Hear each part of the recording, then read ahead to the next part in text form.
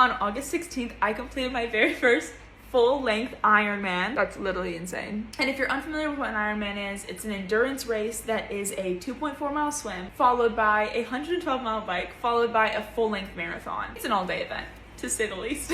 I had my sights on doing an Ironman about a year ago when I saw my little brother complete the Kalmar race. And so him and I set up together to try Copenhagen. And it was potentially one of the best days of my life. And so today we're doing a 3-part series of telling you everything about Copenhagen. And we're gonna go in the same order as the race. So part 1 is the swim. I'll tell you a little bit about the morning, hang on. So in the morning you wake up, you get to the start line. It's like 5 o'clock in the morning. You put on your wetsuit, you check your bike, you check your transition bag. Most races happen in the same corral. In this race, you started in one corral and finished in another spot. So everything you need for the bike had to be on the bike that morning because you weren't gonna see that stuff again until you were finished with the race. I've never had so little anxiety that I can eat in the morning. I usually have a lot of trouble eating food before the race. I somehow got so lucky I put down my oatmeal and a piece of toast with jelly on it. My dream scenario. And then the start line was split up by caps. My last one was women wear pink, men wear green. This one was everyone was in the same color cap depending on your race time.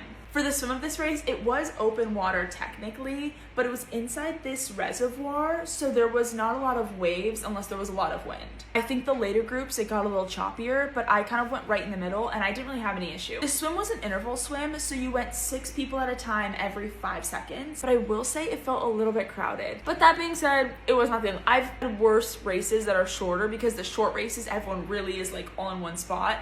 These races end up kind of spreading themselves out naturally, so it's maybe a pain for the first 500 yards, but then you have the other 3,300 that you're doing just fine for. The only thing about this swim that I wish I would have known is that the water was super shallow, which is amazing because I feel like I get motion sick if I can't see the bottom. Except for when we did the turnaround at the halfway point and the seaweed was eye level. Like, it was nightmare fuel. You were swimming and you just had seaweed and jellyfish. The jellyfish don't sting, so it's not a concern.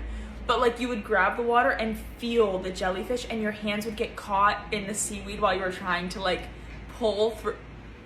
It's my fault for not swimming the course before I did it, but that is the one thing that like I hit that moment, and the 2 things I'm not great at in water are currents and seaweed. Those are the 2 things that freak me out. And so I was definitely, there came a moment where like I had to like sit up and just and calm myself down and be like, you're okay. Everyone else is doing this. And so it's gonna be okay. And you know what? Once again, it lasted like maybe 800 yards and then it was done.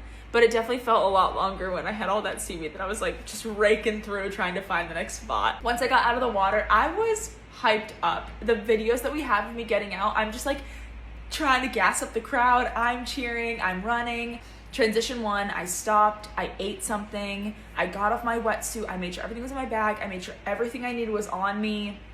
Made sure my foot was good, made sure my feet were dry because they're about to be in a bike shoe for the next 6 to 8 hours. I wasn't sure how long the bike was gonna take me, and it took me the later amount.